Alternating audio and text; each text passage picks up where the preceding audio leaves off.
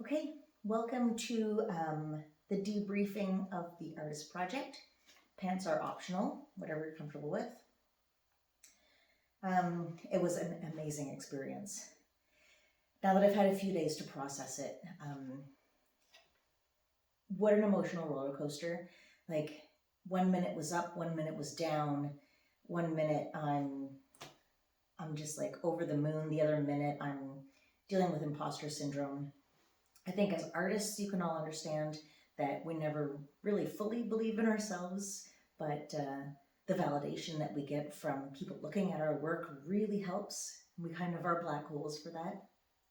So at an event like this, it was amazing just to sit on my chair and maybe not say a word to anybody, but watch their facial expressions, which for the most part were great. You know, someone walks into your booth smiling, or you can see like shock or awe. That, and especially with little kids, because you know they're not looking at it through a filter of who's watching me watch this work. So the little kids were a lot of fun to observe looking at my work. It was grueling. It was a lot of work. And the best parts were the most unexpected parts. I went into it thinking it was going to be a certain way. Like, I went into it thinking, actually, I have to be honest, it's a dichotomy. I went into it thinking, you know what, I'm just in it for the exposure. And just being in it is the best thing ever. And then one side of me thought, but wouldn't it be nice not to have to bring anything home and just be a sellout success? So yes, I wanted to manage my own expectations, but ultimately, you want to be loved, right? And I got both. So here's the debriefing. And I asked you guys to ask me some questions so that I could tell you what you want to know. So here we go. Patricia says, would you do it again? 100%, 1,000%. A lot of the other artists were getting sign back emails where the artist project was asking them to sign on for next year without having to reapply. They were just automatically in. So we're going out for dinners and everyone's getting their sign back letters and saying, I got mine, did you get yours? And I had not got mine. So I really had to, find a place where I was okay with that. So that I could get through the entire weekend, or else what am I going to do? Sit and be sad in my booth? So yes, after all of the struggles involved in being there, not getting that letter when my friends got it made me realize I do really want this. But I had to push that down. And it wasn't until Monday, when I'm back home in my PJs on the couch, that I did get that re-sign letter. And I just burst into tears. And I'm crying and I'm laughing at myself crying because I had fooled myself about how much it meant to be invited back. So I will 100% go back. Lori Mebor, great artist, by the way, check her out. How many galleries were seeking artists? I got asked by about 4 that I'm aware of if I was looking for representation. A lot of people asked me where I show, and it was difficult to discern if they were asking on a professional level or on a consumer level. But there was a lot of people there, and I'm excited to reach out to the galleries that engaged me and, form new partnerships with them. The most dramatic or theatrical reaction to my work. I think it was this little 8-year-old girl, and like maybe she was 10, but like a small 10. And she was just overwhelmed by the work in the booth. And because kids are so sincere, I couldn't help but watch her and smile. And then when they looped back to my booth afterward, looking at the rest of the show to grab my contact information, like her expression hadn't changed. And I thought that was the most sincere, unedited, lovely surprising moment. Somebody wants to know about tequila. Tequila was had in Toronto.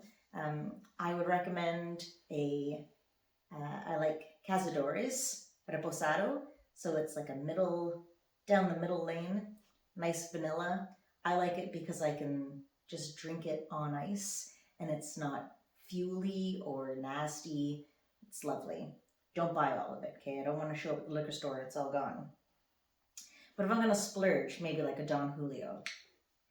How were sales compared to the one-of-a-kind show? I don't know, because this was my first event in Toronto, my first time in Artist Project. Although I've applied to one-of-a-kind and Artist Project for years. This is the first time I got in. All things,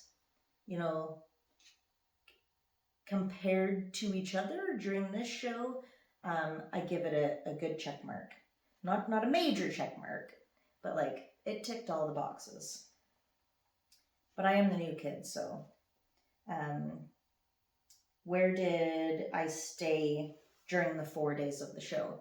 Well, we were there for 5 days actually, because we moved in a day ahead. That's Adele Webster and myself, along with Alice Mello. Check out these wonderful artists. So we rented an Airbnb within walking distance of the venue so that we could leave our vehicle at the apartment and just have one less stressor during this whole thing. So that was great. Liberty Village, lots of things to do around there, like as far as like coffee shops and restaurant and gorgeous buildings. What was the moment when I thought, I'm glad that I came? This is from Sarah Anderson at Lakeside Studio Gallery in Bath.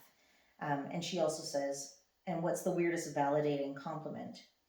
The moment I was glad that I went to the Artist Project was immediately after my booth was completely set up. I was just like, you saw my graph paper trying to plan it out. As soon as everything was up and I could step back and go, okay, here we go, it's showtime. I was ready for a drink. That was the moment when I was like, game on. And then what's the weirdest, most validating compliment? A lady came in, and I can't say much about her for privacy reasons, but she looked at my work and she said, "It's so dark." And I was like, say it again. Because a lot of people look at my work and they find it so hopeful and happy, and it is. But the structure of my work is tonal values. So I've got the lightest lights, but I also have the darkest darks in there. And when she looked at it and she picked out the thing that most people don't talk about, I felt really validated, because she saw all of the work and all of the process that goes into my work. And she elaborated and went on to say, like, no, it is really still hopeful and happy, but it's rooted in this darkness. And she started to talk about, like, people's struggles and, the things that you deal with in your life. They're never gone in the happy moments. It's still there. And I thought it was such a wonderful metaphor that I'm not hiding the dark parts, but I'm highlighting the happy, hopeful parts. So that was really validating. What gave me the biggest smile? There was so many. My face hurts from smiling at the event. Like, my core hurts from laughing with people when we were going out afterwards. Like, we barely slept. We had the best time in Toronto. Like, I'm still smiling. How many pieces did I sell? Okay, I sold 2 paintings. I would have liked to report that I sold more than that. But 2 is good. 2 is 2 fewer than I went there with. But I guess this is the part where you want to know, like, the stats. Okay, so I sold 2 paintings. I gave out over 1,000 postcards. I collected hundreds of emails. I received dozens of cards inviting me to work with people, whether it was galleries or designers or a group that's looking to commission a piece. I met all kinds of wonderful artists. The networking with my artist community, which is great on Instagram and Facebook, but to hang out with people in person and have those little secret society chats that I can't fill you in on was absolutely amazing. It's nice to feel the energy of other artists. It's also nice to realize that they are dealing with imposter syndrome too, that we're all just a bunch of basket case weirdos. I can't think of what else. And one of the big takeaways for me, and like I said, yes, the artist project, it ticked all the boxes. I had some sales, I met some people, I consider it a success. Did I make the cost of being there back? Not yet, but I think it's going to trickle in. I believe there's really good value there. And like I said, just being a part of the secret society and all the things that I can't tell you, that's amazing to be in the club now. Oh, and the last thing I wanted to share with you was that, yeah, I sold 2 paintings, and one side of me, although I was trying to manage my expectations, wanted to sell out.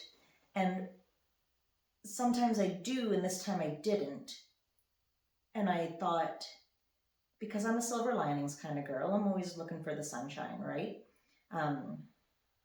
I thought, okay, this sucks on one hand, but on the other hand, if I had sold out, I would feel really trapped and like chained to exactly what I'm doing right now in my artwork. And I guess the weird unexpected gift was that I don't feel tied to exactly what I'm doing right now.